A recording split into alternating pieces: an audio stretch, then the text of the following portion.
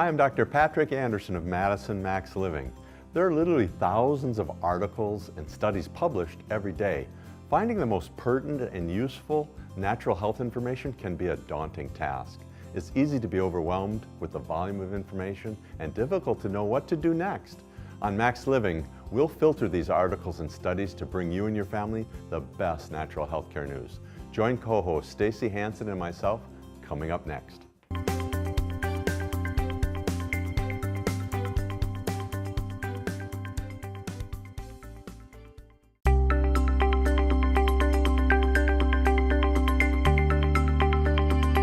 Welcome back to Max Living with Dr. Patrick Andersen. Natural healthcare news today. Got a lot of great stuff to share with you. And you know, the holidays have wrapped up now, and a lot of us are kind of going on these detoxes and things. And you may also have a lot of leftovers in the fridge, or did, you know, after Thanksgiving, after Christmas, and then, you know, as the years go on, you have get-togethers. So there's an article here about leftovers and when is it safe to keep them, and when should you throw them away, because you don't want to get sick.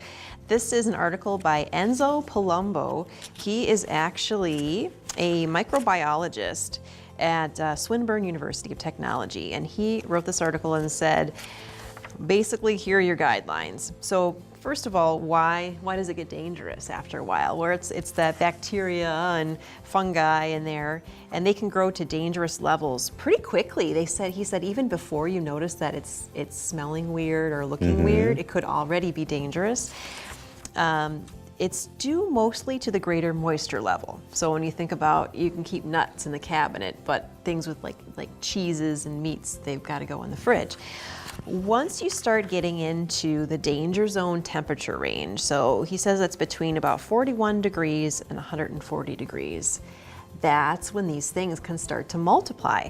And it goes as far as time. So if it's been less than 2 hours and it's kind of getting into that temperature range, you could use it right away, or you could still store it appropriately. But if it's been 2 to 4 hours, he doesn't suggest storing it anymore, that it's, you know, that it's been at that temperature range. You should just use it immediately if you're going to use it. And how many times are people talking over the holidays and their food's been out for more than that? It's sitting out, right, for all day. You're snacking all day. They said longer than 4 hours, don't even eat it. Just discard it. So especially, you know, as we get into eventually, hard to believe, but summertime, you know, and people are having a long lunch and snacking outside, and it's hot, it's going to be dangerous pretty quick. So it's something to think about to avoid you and your family and friends getting ill from this food that's been sitting out. And a lot of people will take leftovers and reheat them several times. That's not a good idea either, because each time they'll build up bacteria, and the byproducts could be in that food. So if you're going to reheat something, take a small portion of it out and reheat it.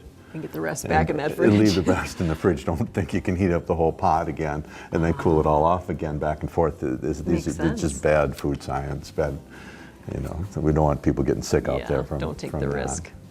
So what do you have today, Dr. Pat? I have one dear to my heart. It says weightlifting is good for your heart. Published in Medicine and Science in Sports and Exercise, a study done in Iowa State University. And they said lifting weights for less than an hour a week may reduce your risk for a heart attack or stroke by 40 to 70%. Wow. You know, we always just think, well, weightlifting would make your heart thicker, or it would be damaging to your body. You have to do aerobics. Makes sense. But they showed, regardless if you did aerobics, this had a significant benefit. People may think they need to spend a lot of time lifting weights, but just 2 sets of bench presses that take less than 5 minutes could be effective, says Dr. Chol Lee, associate professor of kinesiology. And they looked at it and said that they studied 13,000 adults, and they found that people making weightlifting part of their lifestyle could reduce cardiovascular risk significantly. Wow. It was 70 and 40% by stroke, 40 to 70% for stroke and heart attack. Wow. And researchers recognize that unlike aerobic activity, resistance exercise is not as easy to incorporate into our daily routine. While Lee says people can move more by walking or biking to the office or taking the steps, but there are few natural activities associated with lifting. Now I think you could potentially do jump squats or push-ups, but if you get on in a gym, you would actually exercise more. It says here that those that actually have gym memberships do get more exercise. That's good to know that you can get that same cardiovascular benefit from that weightlifting, and it is quicker. Yeah, when it comes to reducing the risk for cardiovascular disease, most people think of running or other cardio activity. Lee says that weightlifting is just as good for your heart, and there are other benefits. Besides helping the heart, it also reduced diabetes and high cholesterol. And it lowered the risk of developing what's called metabolic syndrome, which is an epidemic problem that we have these days. That's fascinating. Well, we'll come back to that more after the break. Lots more to talk about on that. Stay with us. There's more right after this.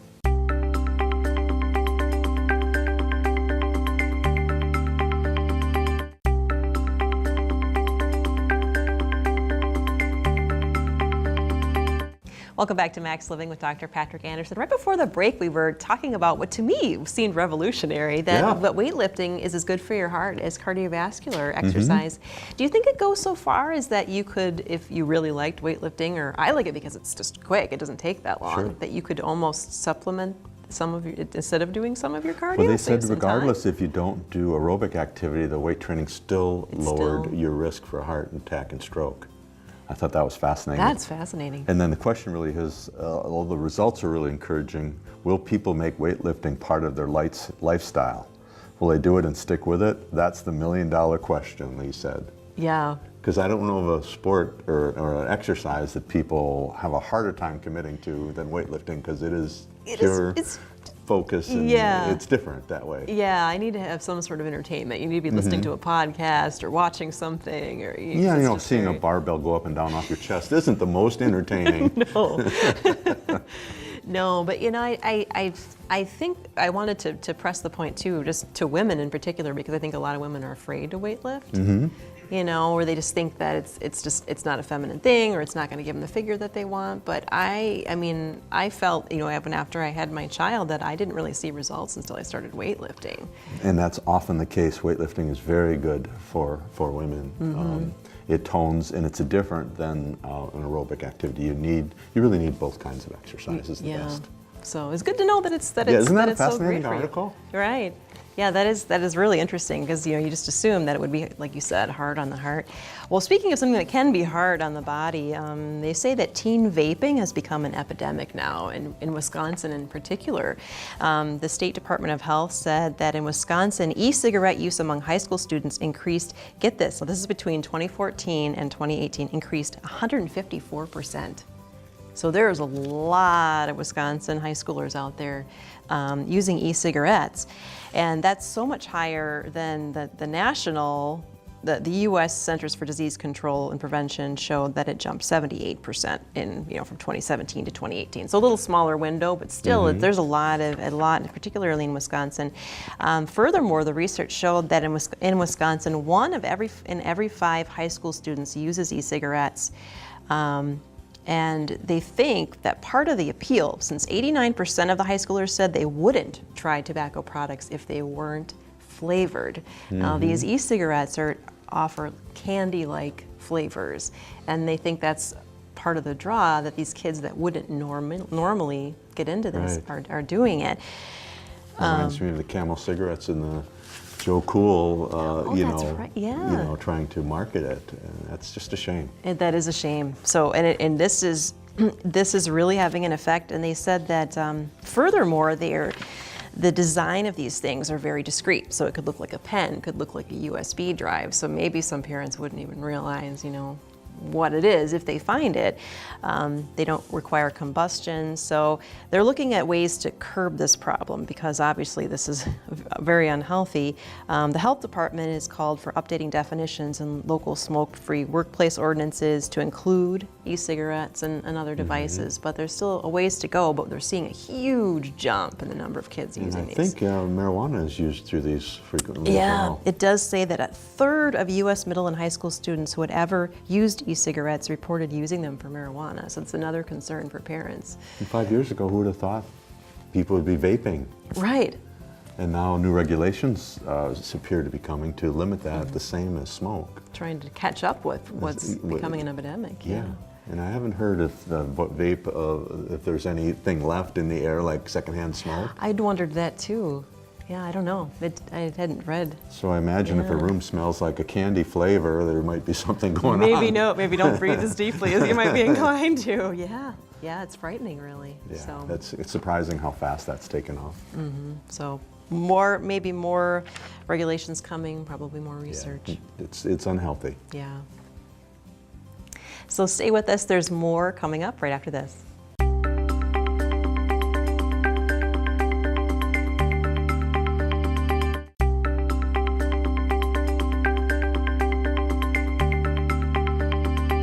Welcome back to Max Living with Dr. Patrick Andersen. Natural healthcare news today. We've already learned so much. So many cool things. It's just interesting how much is always in the news and how many discoveries are The always body's being made. amazing, and we continue to uncover more things that point to how you can stay healthy naturally just by doing things in alignment, no pun intended as a chiropractor, with the way our bodies are designed. Mm-hmm. And so when you really eat well, move well, think well, put real food into your body, get your body moving in different ways, think well, get adjusted. Your body's designed to be self-healing and self-regulating. And we don't do that in our society. Right. Not enough. And now, at least now we're getting into the New Year's, people are trying. They're making an effort. The New Year's resolutions right. are pretty much failing now.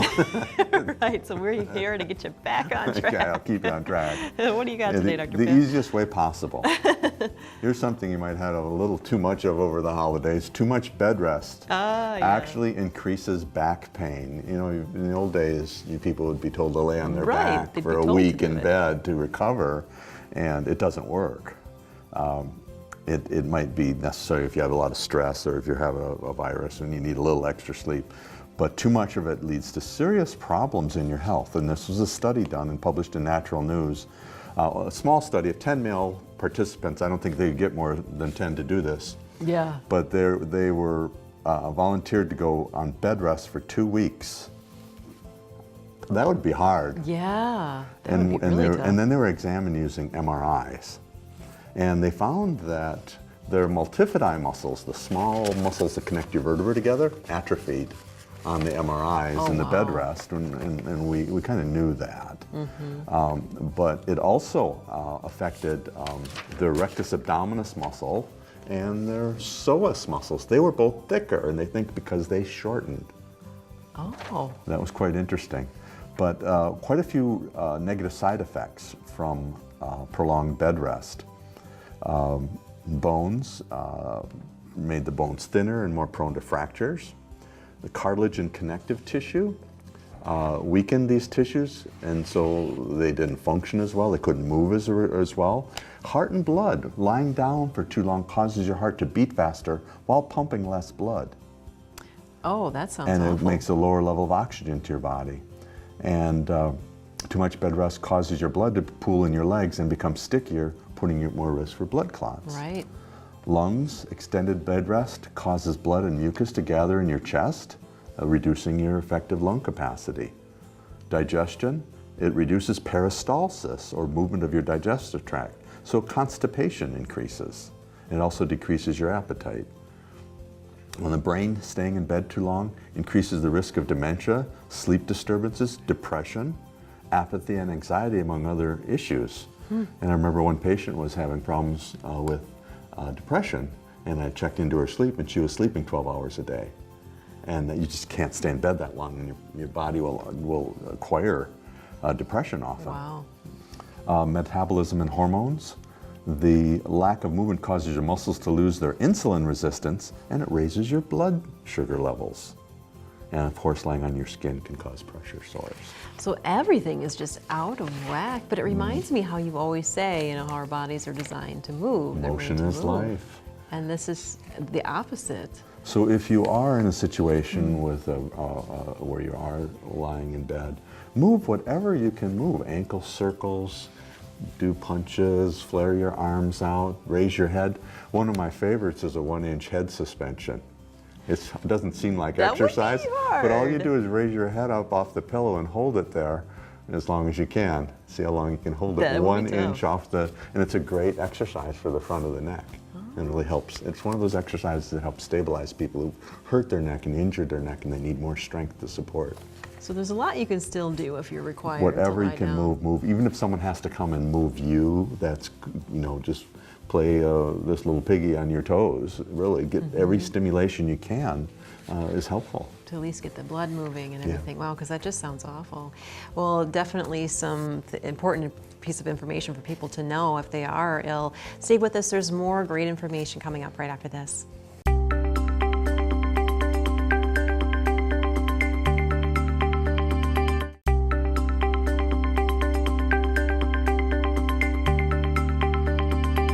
Welcome back to Max Living with Dr. Patrick Andersen, Natural Healthcare News. And I wanted to bring it back to smartphone use and technology, if I could, for a minute here too. There's an article from San Diego State University talking about how kids' excessive smartphone use is really causing a lot of problems for them. In fact, the National Institutes of Health found that there's actually brain changes among kids using screens more than 7 hours a day, which is a lot. But with phones, it can easily add up. And I bet there's a lot of adults out there who could put together more hours than they realize. They said that as of 2016, the average teen did spend about 6 hours a day immersed in digital media.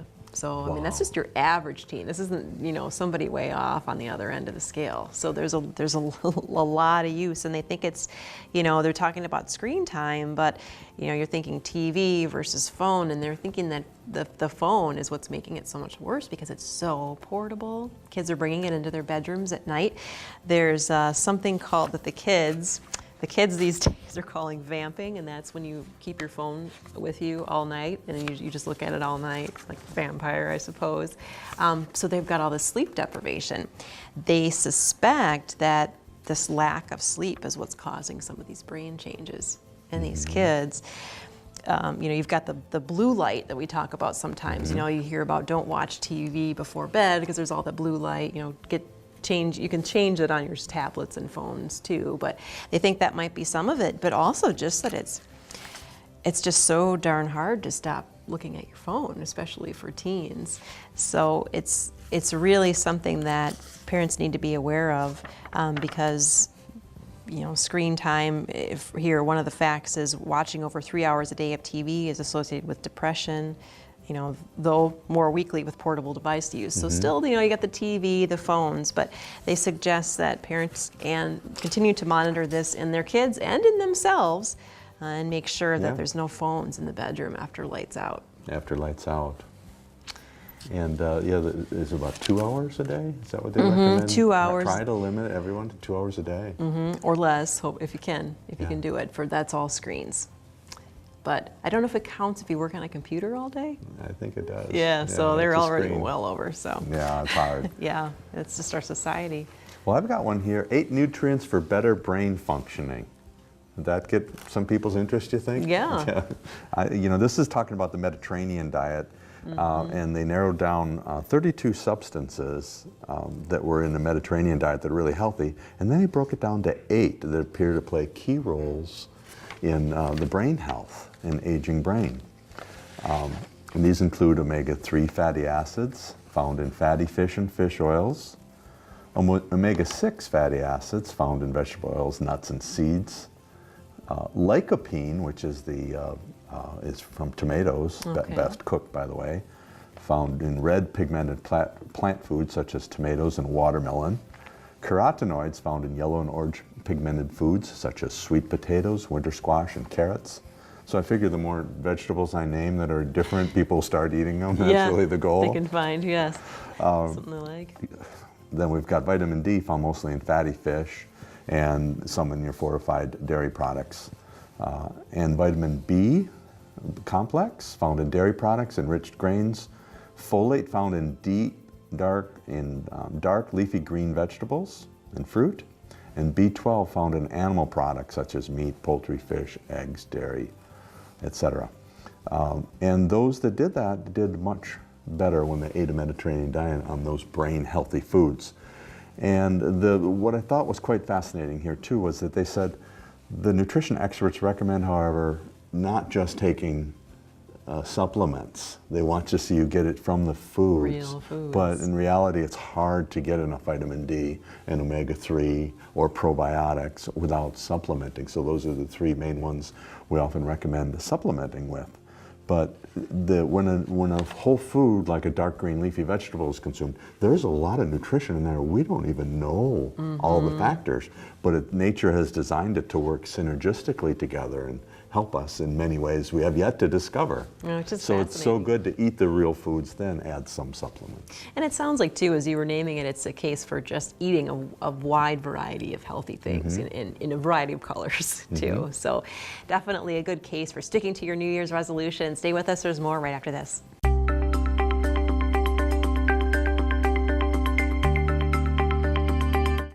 Thank you for watching our show on Natural Healthcare News. After listening, I hope you are left with a sense of how amazing the human body is. By putting the latest studies to work in your lifestyle, you can absolutely drive better health.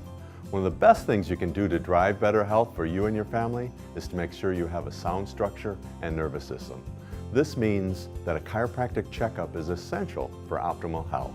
Call 608-833-1282 for a checkup appointment today. For Max Living, I'm Dr. Patrick Andersen. Until next time, live well and God bless. Have your questions for Dr. Pat answered on an episode of Maximize Living. Send your email to drpat@wi57.tv.